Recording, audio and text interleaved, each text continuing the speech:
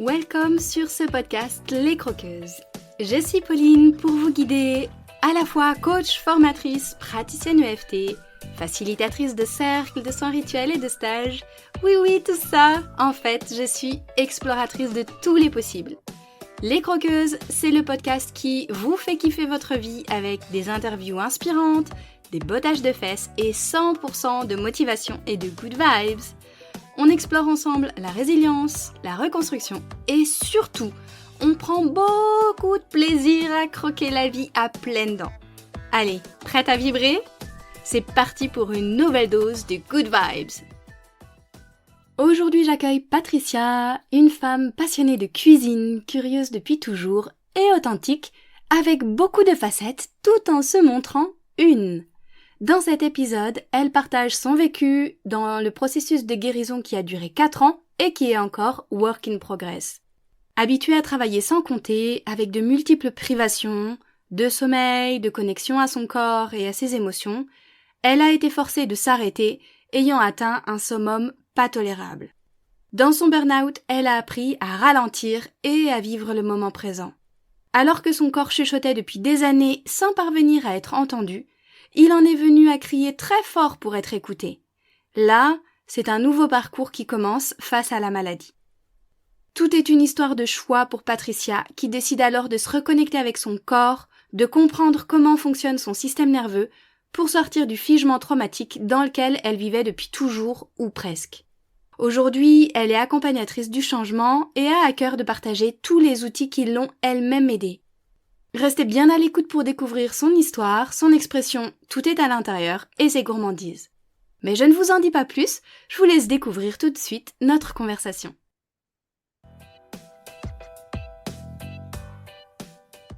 Hello, bienvenue à toi Patricia, je suis super contente de t'accueillir sur le podcast Les Croqueuses aujourd'hui. Même si on a une frontière qui nous sépare toutes les deux, on a quand même réussi à se trouver à un moment et surtout utiliser la technologie pour réussir à faire vivre cette interview. Et si tu es là aujourd'hui, c'est que tu as un gros bout de chemin à partager avec nous, que tu as fait face à des moments difficile et challengeant pour toi et surtout que tu as réussi à reconstruire quelque chose avec. Tu vas tout nous raconter, tout nous partager. Je suis sûre que ton partage va pouvoir intéresser énormément de croqueuses qui nous écoutent.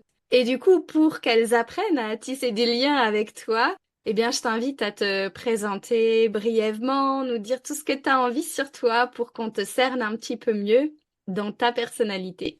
Bonjour Pauline, merci tout d'abord de me donner le micro et de me recevoir dans ton espace ici. Je suis très honorée de cette invitation. On se connaît depuis assez peu de temps et sur les réseaux, mais c'est super, j'adore les réseaux pour ça, pour ces rencontres. Merci pour ça. Alors moi je suis Patricia, comme tu l'as dit. Je vis en Suisse, donc la frontière en effet c'est la frontière suisse. Je vis en Suisse à Genève, dans la Suisse francophone et je vais avoir 49 ans cette année. Et puis, voilà, tu m'as demandé de me décrire. Alors, c'est pas toujours facile, mais très succinctement, la situation actuellement, c'est que je sors doucement d'un processus de guérison qui a duré plus de 4 ans et qui est toujours work in progress, hein, comme on dit, parce que finalement, c'est peut-être toute une vie, la guérison.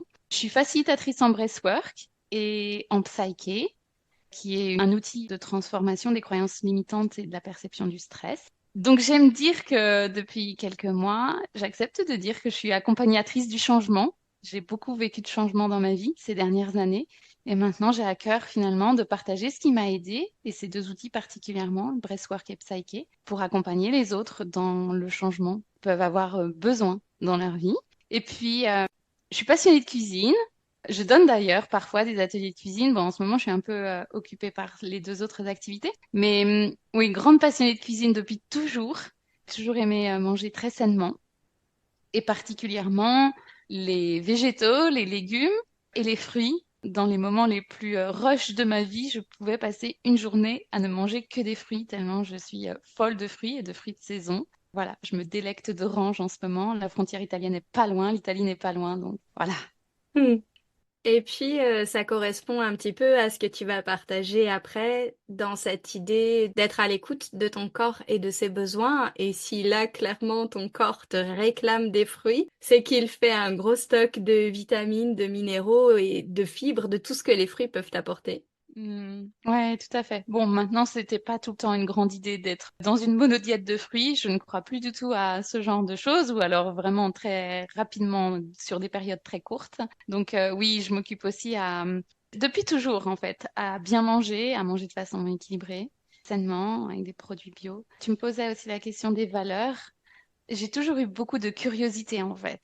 J'ai d'ailleurs un cursus initial universitaire d'agroalimentaire. Je me suis toujours posé beaucoup de questions. Donc une de mes valeurs, c'est la curiosité depuis toujours, depuis très jeune. J'ai grandi avec un dictionnaire comme livre de chevet où je me pouvais ouvrir toutes les pages et les découvrir, me poser toutes les questions et un mot en emmener un autre, etc. Donc j'ai toujours été en perpétuel cheminement de curiosité, en fait, de d'où ça vient, de l'origine, etc. Donc la curiosité, c'est vraiment une des valeurs qui m'a façonnée. Et d'ailleurs, c'est super important parce que même dans mon parcours récemment, enfin, ça ne me quitte pas, en fait. La curiosité de nouveaux outils, la curiosité à l'époque des traitements, de comment je peux faire autrement. Donc c'est tout ça, la curiosité, finalement. Donc ça nourrit beaucoup. Une autre de mes valeurs, c'est l'authenticité. C'est-à-dire que je me suis toujours montrée comme je suis, en fait. Peut-être parfois, justement, un peu trop. Ce qui m'a valu, par exemple, dans le monde professionnel, ben, il y a je crois qu'il y a une expression qui dit toute vérité n'est pas bonne à dire. Et moi, j'ai toujours vécu avec l'inverse de ça, quoi. Je prône mes vérités. Alors maintenant, j'essaie pas de me restreindre, mais de savoir un peu mieux comment les transmettre ou les apporter au monde ou les partager au monde. Ouais, je suis une personne extrêmement vraie. J'ai toujours parlé à quelqu'un dans la rue, comme je parle à un grand chef d'entreprise ou dans le monde professionnel où j'ai évolué, à des gens très fortunés. Et je parlais de la même façon à la personne de mon équipe ou à la personne qui venait nettoyer nos bureaux le soir. Enfin, je ne suis qu'une personne en fait. J'ai beaucoup de facettes, mais je me montre une. Voilà. Et je crois Hmm. que c'est un peu ça, enfin, ma version de l'authenticité dans les relations. Eh ben, c'est une très belle définition. J'ai beaucoup de facettes, mais je me montre une et j'aime beaucoup. On va garder ça. Je te remercie, Patricia, pour cette présentation tout en curiosité, authenticité et cuisine. Mhm. Alors maintenant que du coup on te connaît un petit peu mieux, que on sait un petit peu ce qui t'anime et certains traits de ta personnalité, est-ce que tu peux nous parler justement de ce passage de vie, cette épreuve, ces épreuves par lesquelles tu es passé et qui ont façonné aujourd'hui ben, ce que tu fais justement dans cette idée du breathwork, du psyché, etc. Oui, alors justement, quand j'ai abordé cette partie-là, je me suis dit, mais en fait, c'est pas une épreuve comme certains parfois peuvent partager. Moi, c'est une série d'épreuves que je vais rapidement évoquer ici avec une toute petite timeline parce que c'est encore assez récent finalement. Quand j'y ai réfléchi, je me suis dit, ah oui, mais il y a vraiment eu cet enchaînement-là en fait. Donc, il y a eu un enchaînement. En fait, ça faisait 5 ans que je travaillais dans une entreprise familiale dans une activité professionnelle un peu particulière, une structure qui impliquait des responsabilités et un poste qui impliquait beaucoup de responsabilités et beaucoup d'heures de travail parce que c'était une activité aux quatre coins du monde, on va dire. Et donc, je travaillais sans compter. Et j'ai travaillé sans compter pendant 5 ans et même avant, finalement, j'ai toujours travaillé sans compter. Quelle que soit la situation, quelle que soit l'entreprise, quelle que soit la responsabilité, quel que soit le job, avec beaucoup de privations, une grande privation de sommeil et une totale déconnexion à mon corps, à la vie, à mon environnement, à tout en fait, et particulièrement à mes émotions. Quand je reviens un peu en arrière, ce que je vois, c'est que j'ai toujours fonctionné comme ça, mais que c'est arrivé à un summum qui n'était pas tolérable. Mon corps m'a envoyé des signes que je n'ai pas entendus, ou je les entendais, mais très succinctement. C'est-à-dire que je me reposais une semaine, parfois vraiment au lit, hein, parce que j'ai eu des alertes qui étaient quand même assez importantes, mais avec l'ordinateur, donc toujours connecté, toujours à travailler. Et puis, au bout d'une semaine, je repartais travailler sans me poser de questions, en fait. Donc, il y a eu plusieurs épisodes comme ça. Et puis, c'était un peu, je le voyais, hein, je le voyais arriver. Mais c'était un peu comme si je conduisais un véhicule qui était vraiment dans une pente, lancé à vive allure, et j'arrivais pas à l'arrêter. Le véhicule, c'était moi, c'était mon véhicule.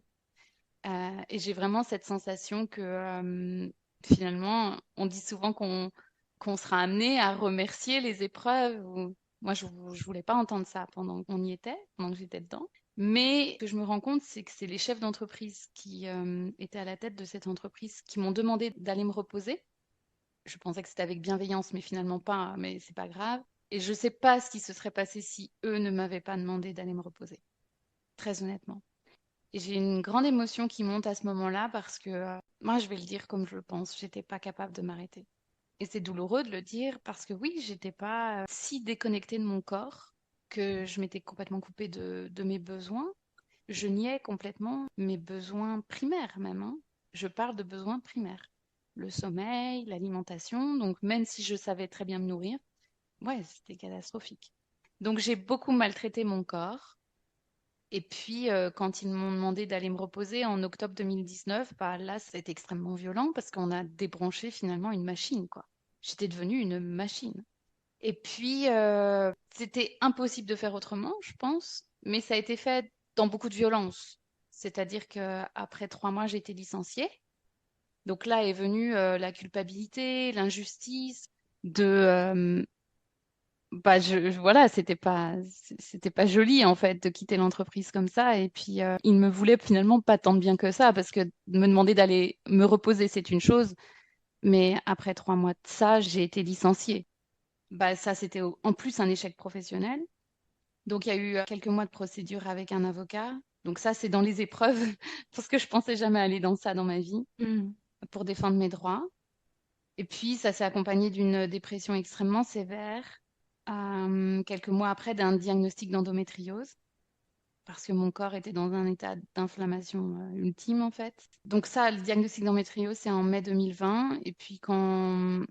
Bon, j'ai pas accepté le traitement que me proposait la première professionnelle de santé que j'ai consultée pour endométriose. Je savais que j'avais ça, hein, donc j'y suis allée en disant qu'est-ce qu'on fait pour diagnostiquer une endométriose parce que je sais que j'ai ça.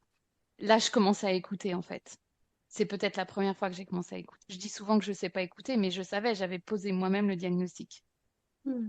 Donc le diagnostic a été confirmé, mais j'ai pas voulu être traitée par cette professionnelle de santé, donc il s'est passé 1 an après ça.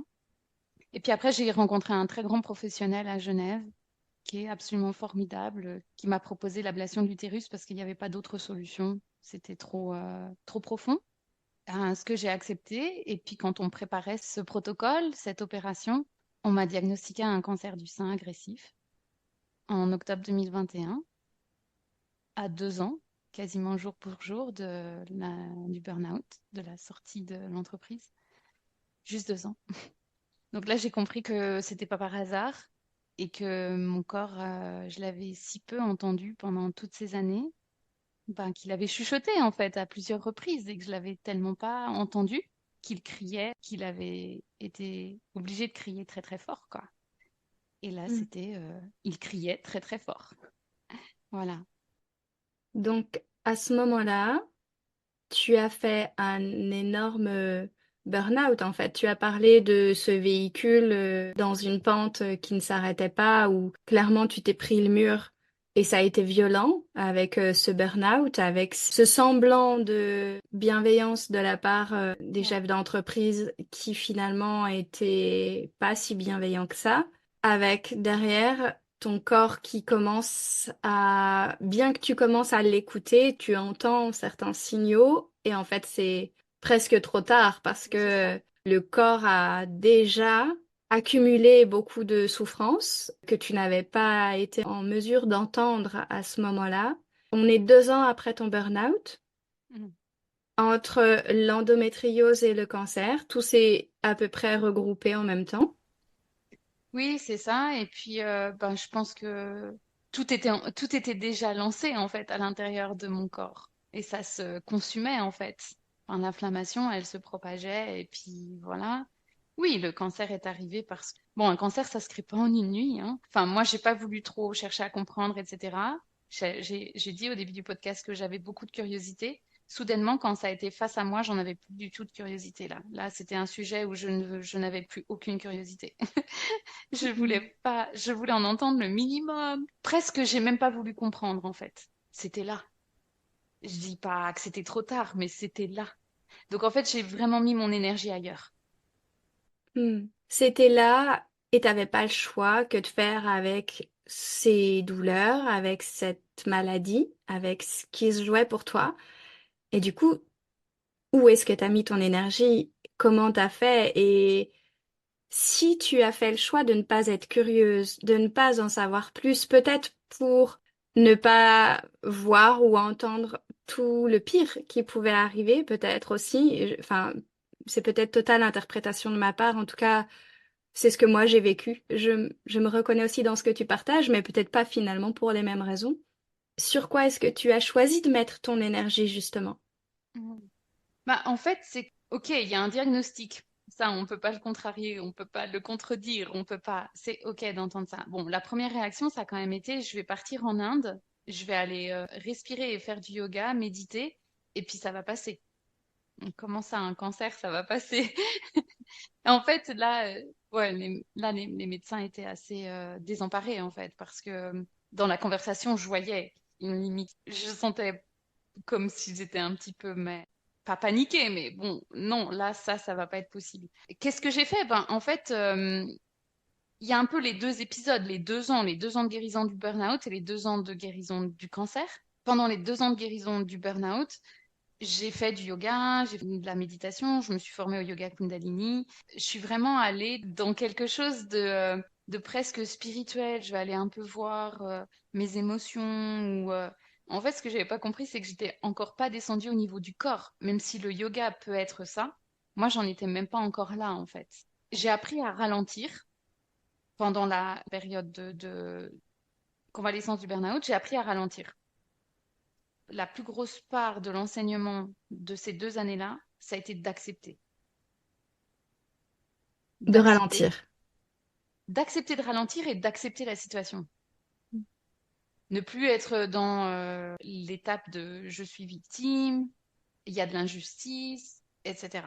En fait, j'ai réussi à surmonter ça avec beaucoup de cheminement, d'accompagnement d'un psychologue en Gestalt particulièrement, et d'accepter.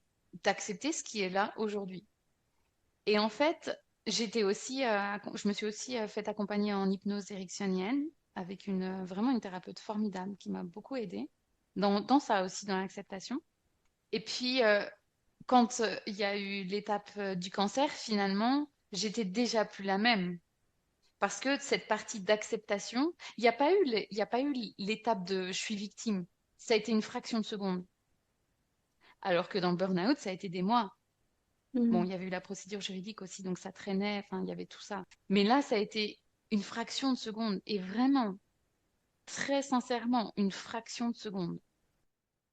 En même temps, de ce que je perçois, de ce que je comprends, le burn-out et le cancer faisaient partie D'un presque de package. la même épreuve du package. Et du coup, cette victimisation, en tout cas ce positionnement que tu as pu avoir, si on remet dans le contexte aussi de la perte de travail, etc., de victimisation, certes, elle était à ce moment-là, et en fait, c'est comme si elle était déjà passée, et donc tu pouvais pas Mm. la revivre une deuxième fois pour le cancer. Je pense que j'avais vraiment fait un très grand cheminement sur ce sujet-là, en fait. Je pense que j'aurais pu le revivre si j'étais juste restée dans mon lit à me reposer, ce qui est OK, hein, parce que c'était ce dont mon corps avait besoin. Si c'était la seule chose que j'avais faite pendant ces 2 ans de guérison, enfin, pendant les 2 ans entre le burn-out et le cancer, je pense que ça aurait pu se rejouer. Et Hmm. puis ça peut se rejouer si c'est pas traité, en fait. Enfin, pas traité Oui. dans le sens pas processé. Je pense que ça pouvait se rejouer, mais qu'en effet, il y avait eu des enseignements que j'avais embrassés et que j'avais vraiment intégrés et que ça s'est pas rejoué et j'ai fait le choix que ça se rejoue pas. Non, Hmm. je ne repasserai pas par là. Et puis là, pour le coup, je me suis créé une équipe et je sais que ça, on a aussi ce point-là en commun, c'est que je me suis créé une équipe de thérapeutes pour me soutenir et pour soutenir mon corps du mieux possible. Et c'est là où je dis, j'ai pas voulu entendre les médecins, enfin, je voulais pas en savoir plus. sur la maladie. Et là où j'ai mis mon énergie, comme tu me posais la question, c'était ça. Bah, j'ai mis mon énergie avec de la curiosité encore, mais pas la curiosité sur les statistiques. Je ne voulais pas être une statistique. Et dans la médecine allopathique, il y a beaucoup ça en fait. Enfin, c'est ce que moi j'ai ressenti.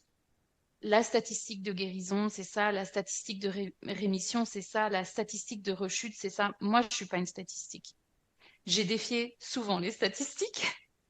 Je suis souvent dans tout, en fait, dans la vie professionnelle, même personnelle. Je suis pas une statistique. Donc, je me suis dit, ben, moi, je veux pas entendre ça. Et je leur ai dit, en fait. Je leur ai dit ce que je voulais entendre et ce que je voulais pas entendre. Et donc, en gros, je leur ai dit, je veux entendre le minimum. Donc, ils sont dans l'obligation de nous dire un certain nombre d'informations concernant les traitements, etc. Mais quand j'ai accepté les traitements, et moi, j'ai mis mon énergie dans créer une équipe de thérapeutes avec des méthodes naturelles, donc de la biorésonance, beaucoup, qui m'a aidé de façon incroyable, l'acupuncture, l'homéopathie, qui m'a aussi beaucoup aidé, et puis ben, toujours la méditation.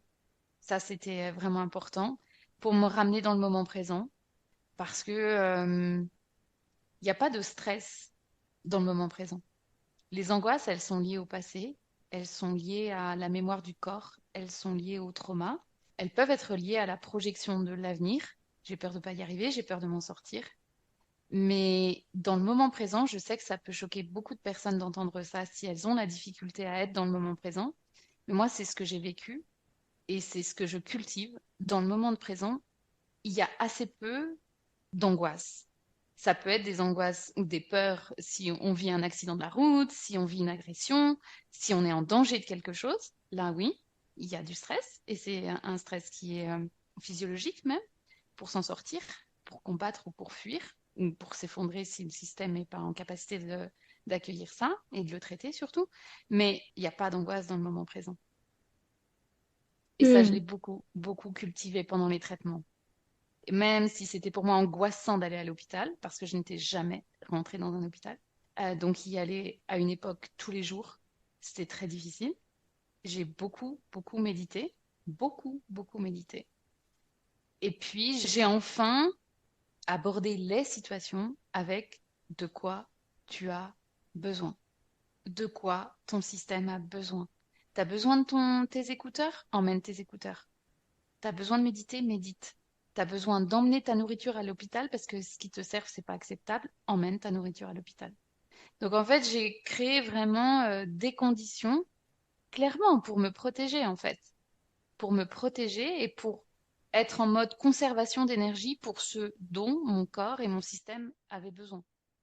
Dans cette première partie de vie professionnelle où clairement tu as été au bout de toutes les ressources que ton corps pouvait avoir, où tu n'étais pas à l'écoute et où tu étais totalement déconnecté de ton corps, tu as parlé justement que tu n'avais aucune conscience des besoins physiologiques. Donc là, on est même tout en bas de la pyramide de Maslow de sommeil, nourriture, etc.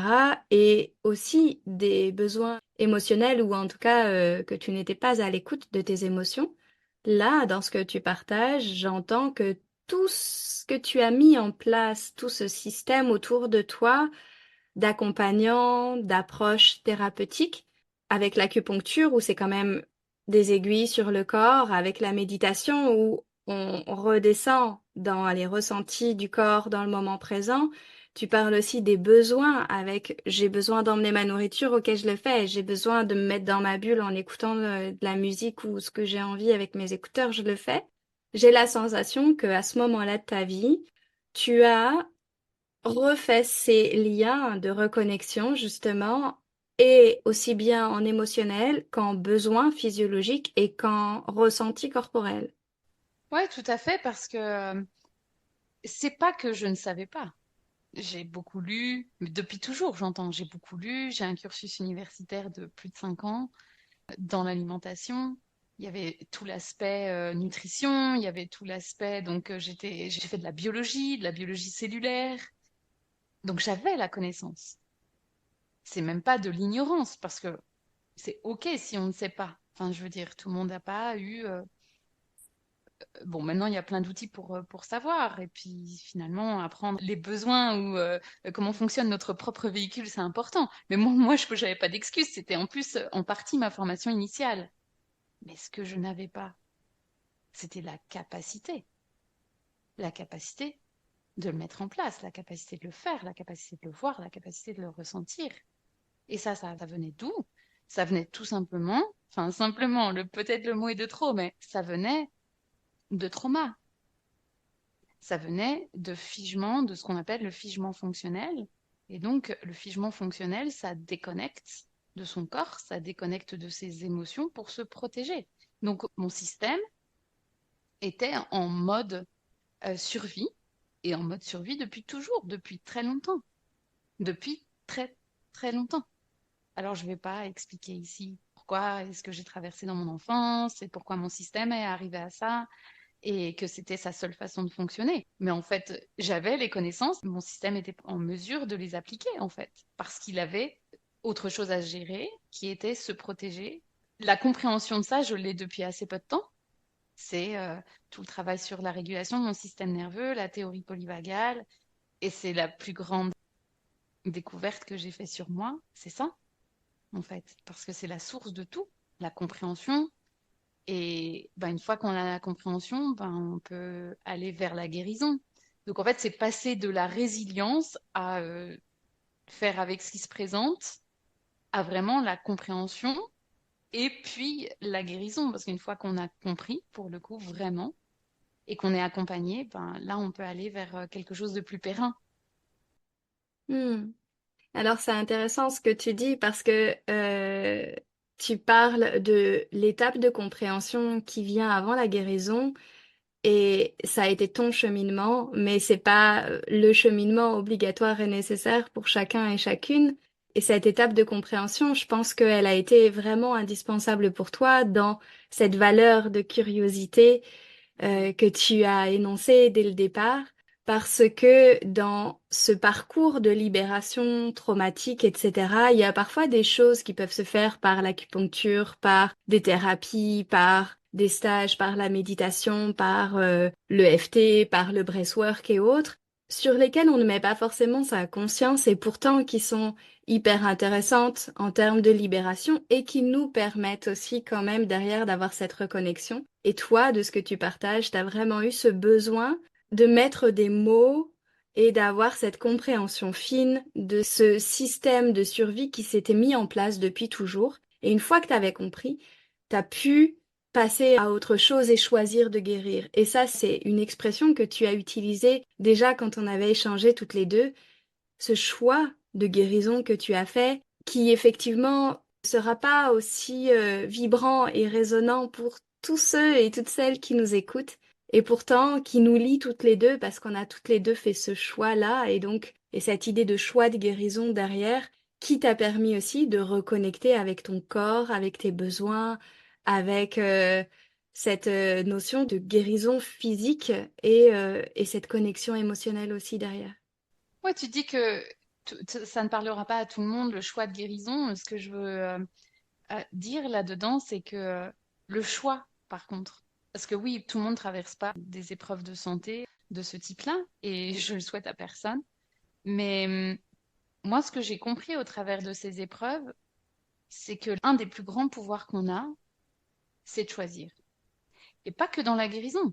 Choisir de ce qu'on fait de sa journée, choisir de ce qu'on fait de sa soirée, choisir de ce qu'on écoute, choisir ce qu'on regarde, là où on porte notre regard, choisir la perception qu'on a des choses. Alors parfois, on n'est pas en capacité de choisir. Moi, dans tous les domaines, je suis pas en capacité encore de choisir parce que quand on a du trauma, et on en a tous, mais quand on a ces modes de survie ou ces modes, le système nerveux est là pour nous protéger. Donc quand on est là-dedans, bah, forcément, les perceptions sont différentes. Mais quelque part, à l'endroit où j'ai compris que tout est un choix, et quand on redimensionne sa vie avec tout est un choix, c'est très très différent.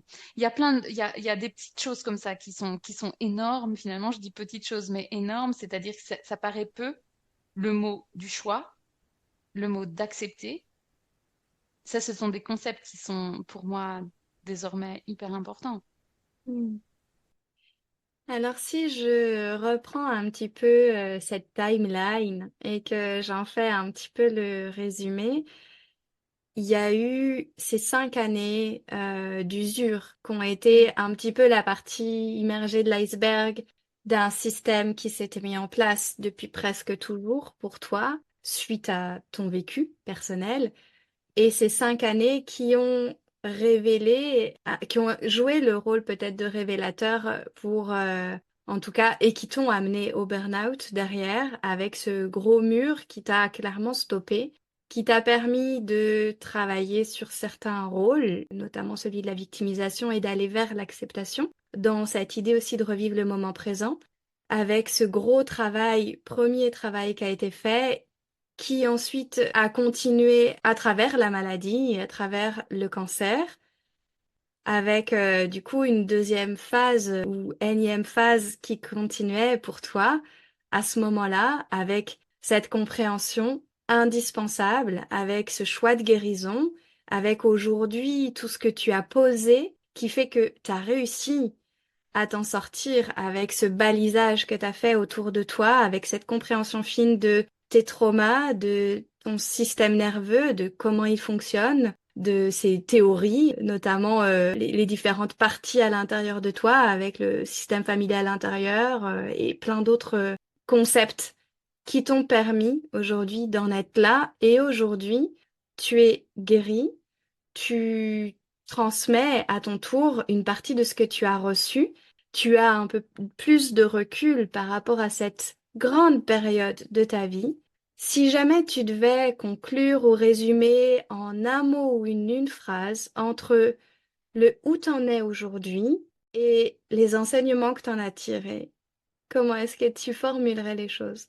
S'il y avait une phrase qui pouvait résumer mon état d'esprit aujourd'hui, et ce que je souhaite à tout le monde, en fait, c'est soit le changement que tu veux voir dans le monde.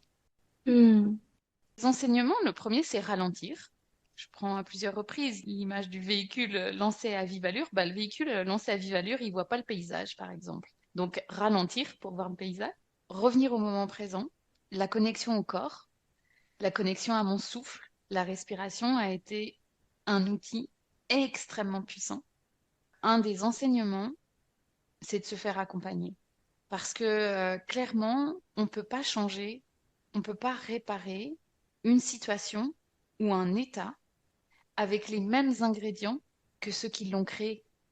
C'est comme s'évertuer à faire une recette de cuisine avec les mêmes ingrédients, alors qu'on sait que non, en fait, c'est pas très réussi. Ben, on voit bien qu'il va falloir changer un ingrédient pour que la recette elle évolue, pour qu'elle soit meilleure, que le gâteau soit plus gonflé ou que sais-je. bien sûr. Ça fait des enseignements qui se distille en fait dans chaque petite chose qu'on peut vivre au quotidien ou dans le regard qu'on porte sur soi et sur la vie derrière. Et c'est ça qui fait aussi que ces enseignements sont aussi précieux parce que finalement ils finissent par être totalement intégrés à l'intérieur de nous en fait. Je pense que c'est ce qui les rend encore plus intenses. Évidemment, ils vont se compléter au fur et à mesure des années, des apprentissages, des découvertes, des nouvelles découvertes, mais ils sont déjà intégrés en fait, comme s'ils s'étaient ajoutés à l'ADN. Bien sûr, maintenant les concepts sont intégrés et puis on ne peut plus évoluer de la même manière quand on a compris des choses sur soi, en fait. Il y a beaucoup moins de culpabilité parce que quand on comprend pourquoi on fonctionne et pourquoi on en est arrivé là, alors, je dis pas que c'est plus léger, c'est pas forcément plus léger, mais il y a moins de culpabilité. Et s'il y a moins de culpabilité, on peut avancer plus sereinement, répondre à ses besoins et aller de l'avant. Hmm, formidable. Eh bien, écoute, comme on est à la fin de cette interview, Patricia, eh bien, j'ai envie qu'on termine par quelques petites notes gourmandes parce que ça fait partie des enseignements que moi, j'ai tirés de mon parcours, de mon histoire, dans cette idée de distiller le plaisir un peu partout dans mon quotidien. Et ça passe pour moi par la gourmandise et par le plaisir de manger. Et donc j'ai cette habitude de proposer un petit quiz gourmand en fin d'interview à chacune de mes invitées. Et donc, il s'agit de quelques questions directes, simples, auxquelles tu réponds du tac au tac sans forcément réfléchir ou disserter derrière. Est-ce que c'est OK pour toi? Oui, avec joie. Je me réjouis d'entendre les questions. Alors, du coup, ma première question, c'est quoi ce péché mignon, cette gourmandise? Alors, on a entendu que tu aimais manger sainement et que tu avais un appétit très grand pour les fruits. Malgré tout, tu as peut-être une gourmandise autre qu'un fruit ou alors un de tes fruits préférés et à laquelle tu ne peux absolument pas résister. Ouais, c'est hyper difficile. Les frites. Alors, évidemment, pas celles des fast-food ou que sais-je dans lesquels je vais pas, mais les bonnes pommes de terre du jardin de mon papa et les frites de la maison. Hmm, ok. Si ta vie pouvait se manger, ce serait quel plat? Étranger, sans doute. J'aime beaucoup les currys. Donc, un curry au lait de coco, sans trop de détails. Je sais pas quelle est la protéine ou pas, mais un curry. Hmm. Ok, pour voyager par les épices. Exactement. Est-ce que tu es plutôt thé, café, bière, eau et on m'a demandé de rajouter vin. Alors, absolument pas. J'ai été, hein, il y a eu des périodes de ma vie. Au jour d'aujourd'hui, j'ai une obsession sur la qualité de l'eau. Ce week-end, je suis partie en déplacement. J'ai emmené mon eau parce que je savais que ça allait pas être terrible à l'hôtel. Et donc, je filtre mon eau et je suis très, très précautionneuse avec l'eau. Donc, l'eau. Hmm. Ok. Est-ce que tu es plutôt radis, hamburger, falafel ou bourguignon? J'ai une petite idée, mais c'est peut-être pas la bonne.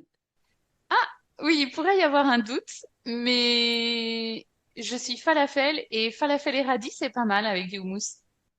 C'est drôle parce que j'allais dire pour le côté voyage ou plat étranger, ce sera falafel. Et après, je me suis dit, ah ouais, mais radis, ça reste quand même proche des fruits. Et ben, tu vois, j'y étais. Ouais. Et comme moi, je suis une croqueuse de chocolat, est-ce que tu es plutôt chocolat noir, chocolat blanc, chocolat au lait ou autre?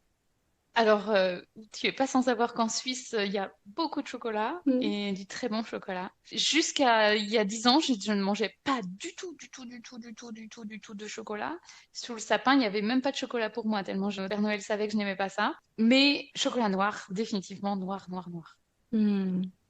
Avec des zestes d'orange, c'est formidable. Ah ouais, et pour le côté fruité. Fruits. Exact. Un grand merci, Patricia, d'être venue partager ton histoire aujourd'hui. Évidemment que on est bien plus complexe qu'un épisode de une trentaine de minutes, donc évidemment qu'il y a encore plein d'autres aspects à creuser. En tout cas, merci d'avoir joué le jeu aujourd'hui, de partager un morceau de toi, des morceaux de toi dans ce parcours que tu as traversé. Et si on veut te suivre, comment on fait? Alors, si on veut me suivre, bah, j'ai un compte Instagram qui s'appelle Patricia Inspire et j'ai un site internet qui s'appelle aussi tout simplement Patricia Inspire. Donc, vous pouvez me retrouver sur mon site internet ou sur les réseaux Instagram. Très chouette. Merci beaucoup, Patricia, pour cet aspect philosophique et tous les enseignements qu'on a partagés ensemble à travers ton histoire. Merci. Merci à toi, Pauline, pour ta confiance et ton invitation.